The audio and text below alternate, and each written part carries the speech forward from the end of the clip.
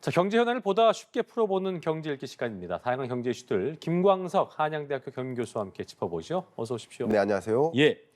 자, 한일 양국이 통화 스와프 협정 재개를 논의하고 있다는 소식인데 네. 먼저 시청자 좀 이해를 위해서 이 통화 네. 스와프라는 게 어떤 개념인지부터 좀 짚어주시죠. 네, 통화 수합은 말 그대로 통화를 바꾼다라는 바꾼다는 거죠. 거. 네. 바꾸는데 어떨 때 바꾸냐? 음. 주로 위기 시에.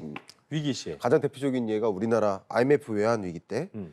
급격히 자금이 유출되지 않습니까? 음. 유출되는데 그 자금 유출이 돈 갚으세요라고 하면서 자금이 유출이 일어날 때 돈을 갚을 수 있는 그 달러가 부족하면 어떻게 됩니까? 외환 위기에 처하는 겁니다. 그렇죠. 그러니까 돈이 급격히 유출되는 상황, 이런 위기에 처할 때 그때 돈이 없으니, 달러가 없으니 달러를 무제한 공급할 수 있게, 예를 들어서 미국과 통화 스와프를 체결하면 한국 돈을 이만큼 맡겨줄 테니 달러를 좀 주세요. 그러니까 소위 마이너스 통장 같은 개념입니다.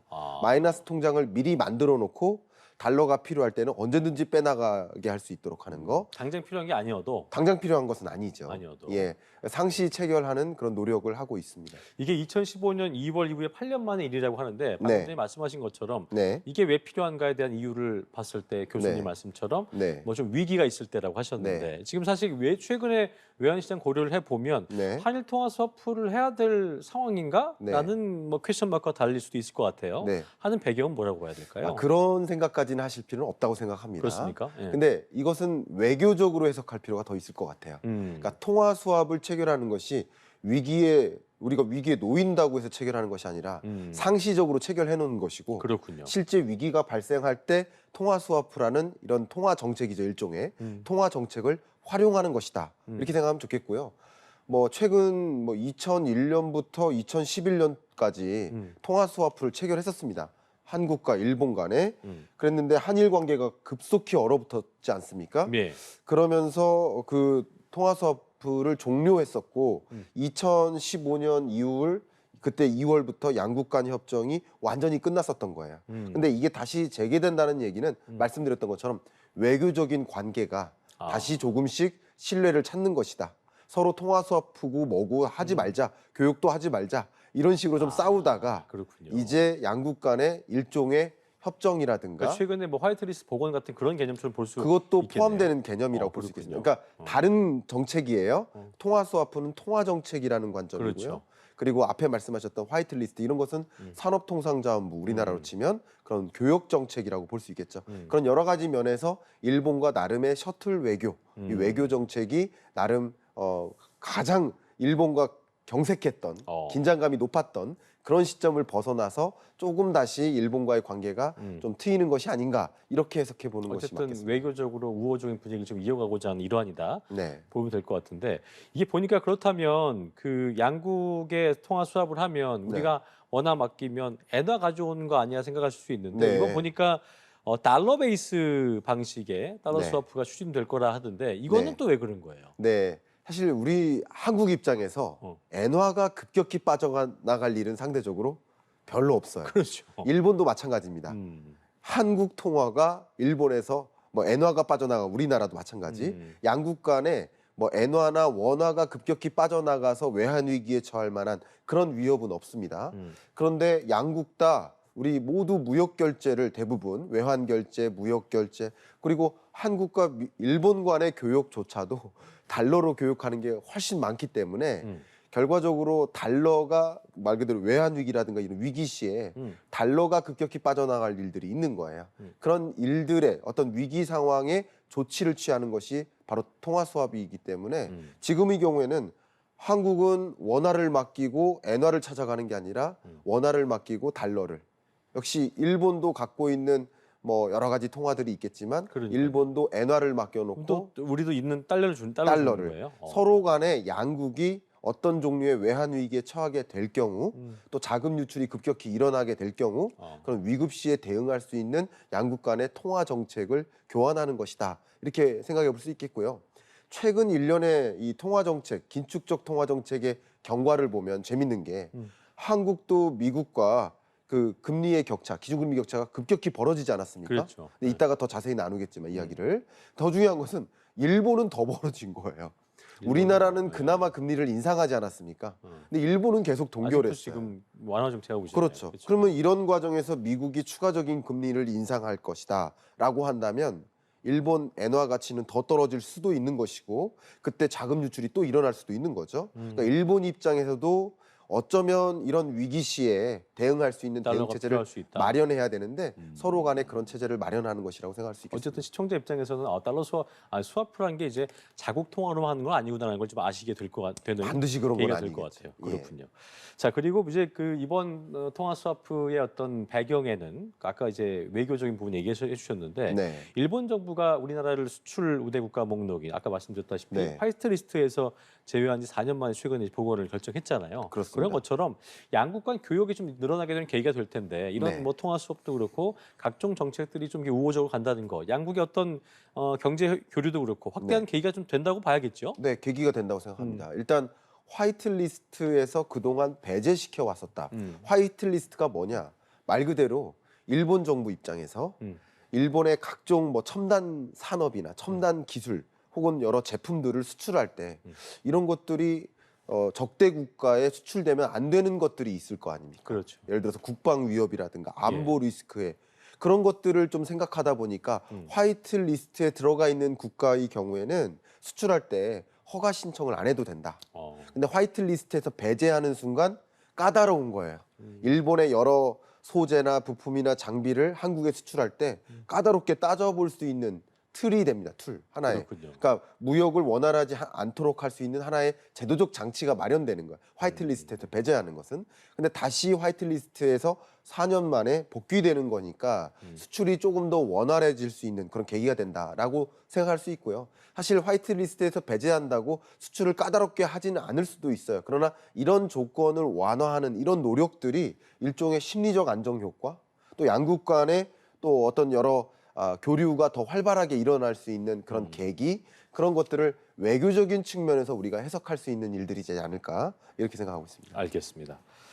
자, 주제를 좀 바꿔서 금리 얘기를 또 해볼 텐데 제롬 파월 미 연준 의장이 그 6월에 FOMC에서 매파적 동결을 하면서 네. 이제 7월이나 그 이후에 또 인상할 수 있다는 시사 발언을 했었고 이후에 그래서 이제 아직은 끝난 게 아니기 때문에 네. 뭐 높게는 5.5%, 6% 상단까지도 얘기가 나오고 있는 상황에서 네. 연준 의장 뭐 상하원에서 얘기도 했고 또 다시 추가 긴축 가능하다. 네. 이게 뭐 확정 시나리오는 아니지만 이거는 긴축 더 할 수 있다라고 얘기했습니다. 이거 네. 어떤 배경으로 봐야 될까요? 이토록 이례적인 긴축의 시대가 찾아온 배경은 곧 물가 때문이었잖아요. 그렇죠. 결국 제롬 파월 연준 의장이 이 물가에 대해서 어떻게 인식하고 있나, 이게 굉장히 중요한 질의예요. 우리 시청자 여러분들이 갖고 계실 만한 중요한 질문입니다. 근데 이번에 유럽 중앙은행의 연례 회의 때 가서 발언한 것인데 그 패널로 참석해서 한마디 하셨는데 뭐라고 표현하셨냐면 인플레이션이 이토록 오래 갈지는 몰랐다. 그게 너무 놀랍다. 그러니까 본연에 혹은 그 종전에 생각했던 것보다 상당히 더 인플레이션이 지속되고 있다. 예상 안 바뀐 걸 잡히고 인정한 있다. 거네요. 그죠? 라고 표현한 것이고요. 더군다나 그 자리에서 CNBC 앵커가 네. 질문을 했습니다. 금리를 계속 연거푸 인상할 거냐, 아니면 이번에 7월에 인상하고 한번 쉬었다가 다시 인상할 거냐, 이것을 또 물어봤어요. 그랬더니 두 번 얘기한 거군요. 역시 그건 정해지지 않았다. 2번 연속해서 인상할 수도 있고 할 수도 있고. 아닐 수도 있다라고 표현했기 때문에. 근데 시장은 뭐라고 기대했을까요? 한 번 쉬었다 인상하겠다. 그러니까 7월에 인상하고 한 번 쉬었다, 9월에는 안 하다가 그 다음번에 인상하지 않겠느냐. 그리고 그때쯤 돼서 물가가 확실히 잡히면 인상 안 할 수도 있다. 한 번으로 끝날 수도 있다라는 시장의 기대가 있었는데 요 말씀은 또 다른 말로 해석해 본다면 연거푸 금리 인상할 수도 있겠구나. 그러니까 시장이 다시 한번 실망하는 상황이 연출된 거라고 해석할 수 있겠습니다. 그렇군요. 오는 7월에 이제 그 방금 전에 박사님 말씀하신 것처럼 미국이 금리를 올리게 되면 네. 한미 금리 격차가 지금도 역대 최대인데 2%로 벌어지게 되면서 또다시 역대 금리 차를 경신하게 되는 건데요. 네. 지금 파월 의장 얘기한 것처럼 뭐 CNBC 앵커의 그 질문에 대해서 두 차례 할 수도 있고 네. 아닐 수도 있고지만 두 차례의 가능성도 얘기했기 때문에 그렇죠. 그렇게 되면 2.25잖아요. 그렇습니다. 이렇게 되면 우리 경제에 어떤 여파가 올까? 네. 또 많은 투자자분들도 그렇고 궁금해하실 거예요. 그러니까 들어보겠습니다. 한국과 미국 간의 기준금리 격차가 지금 0.75%포인트이기 때문에 역사상 가장 큰 격차인 겁니다. 그래프 보시는 것처럼. 그러니까요. 근데 말씀드렸던 것처럼 이 격차가 벌어진다고 해서 무조건 자금 유출이 일어나고 무조건 강달러가 야기되는 것은 아니라는 것을 먼저 말씀드리고, 오히려 통상적으로 금리 격차가 벌어지면서 자금 유출, 강달러가 나오는 것이 아니라 역전될 거라는 것을 생각할 때 선행적으로 항상 외환시장, 주식시장은 선행성이 있다라고 생각해 보신다면, 그런 금리 격차가 이제 역전될 것 같아, 그리고 벌어질 것 같아 라는 것을 생각할 때 외환에 투자해야 되겠구나 하면서 외환시장에 달러 투자가 몰리는 거예요. 그때 그랬었죠. 그때 강달러가 맞아요. 나오는 거예요. 그래서 22년 10월에 강달러가 나오고 그때 자금 유출이 일어났었던 겁니다. 그러니까 주가도 무너지고요. 근데 이렇게 격차가 벌어지는 와중에는 오히려 달러 강세가 꺾이거나 자금의 순유입이 있었던 거예요.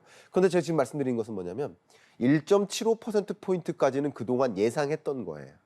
근데 2.2%나 2.25%포인트라는 그 정도의 격차는 예상하지 않았던 거예요. 예상 밖의 밖의 격차인 거죠. 종전에 생각하지 않았던 거예요. 그러면 지금쯤에는 다시 한번 외환시장에 들어가야 되겠구나. 달러 투자해야 되겠구나. 그러면서 다시 한번 강달러가 야기될 수 있는 겁니다. 그래서 강달러나 자금 유출 위협이 없는 것은 아니다. 다시 한번 고조될 수 있다라는 걱정이 좀 드는 궁금했던 거는 선행된다고 하셨기 때문에 네. 그 6월 발언 때 그런 얘기가 나왔으니까 네. 그럼 1.75 아니고 상단이 2에서 2점 갈 수 있겠네. 그때부터 좀 높아져야 되는데 제가 그 이후로 환율 추이를 네. 봤더니 또 그렇게 높아지는 않더라고요. 그래서 어떻게 와야 되는가 너무 좋은 표현이십니다. 그래서 제가 항상 말씀드리는 게, 여러분께서는 이 시장을 보실 때 손바닥 위에 파월과 시장 둘 다의 마음을 놓고 읽으시면 좋다. 둘 다 봐야 되는 거죠. 그러니까 파월의 마음도 그렇지만 시장은 그 파월의 마음을 동의하지 않았어요. 거짓말일 거야라고 생각했어요. 그렇군요.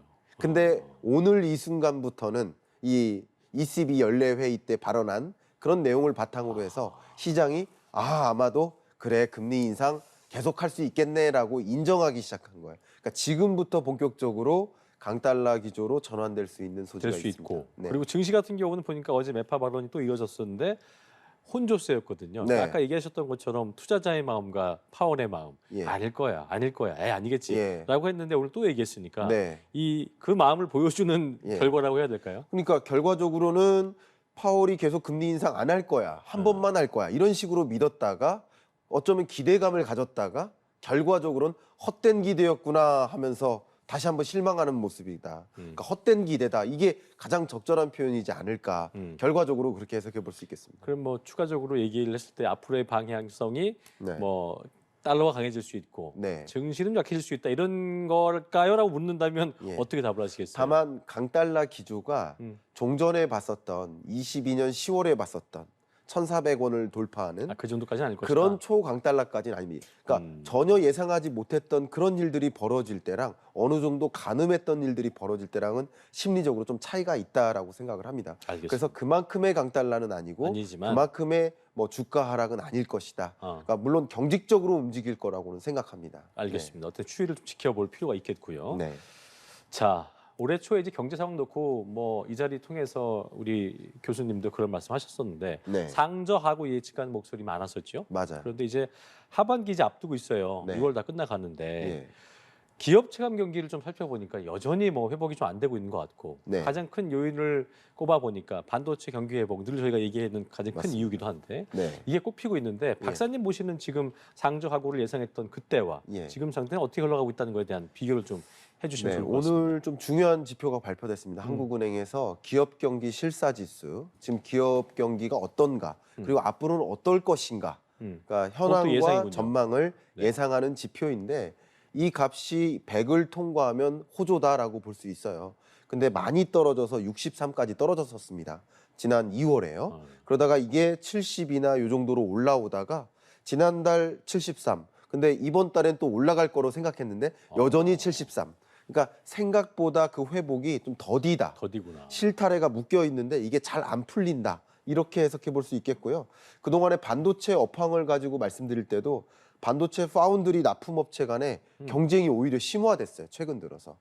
그리고 또 반도체 설계나 또 기판 제조나 이런 뭐 전자, 영상, 통신 장비 이런 전 업종을 중심으로 해서 수출 기업들의 실적이 좋지 못해요. 그러니까 이런 것들이 반영되다 보니까 생각보다 빨리 이 실타래를 푸는 장면은 안 나타나는구나. 그러니까 이런 침체 국면이 생각보다 더 지연되는구나. 그러니까 상저, 하저의 느낌으로 가는구나. 이렇게 생각해 볼 수 있을 것 그렇다면 같습니다. 지금 전월과 동일했는데 네. 앞으로의 7, 8월, 9월 이 네. 하반기의 방향성은 좀 어떻게 좀 갈 거라 예상하세요? 그냥 상저, 하저로 갈 것인지 아니면 또 가능성이 좀 올라갈 가능성이 있는 것인지. 그럼에도 어떻게 좀 예상하세요? 불구하고 상반기가 워낙 극단적인 저였기 때문에 상반기보다는 좀 괜찮아진다라고 느끼실 겁니다. 그래서 상극저 하저의 느낌인 거죠.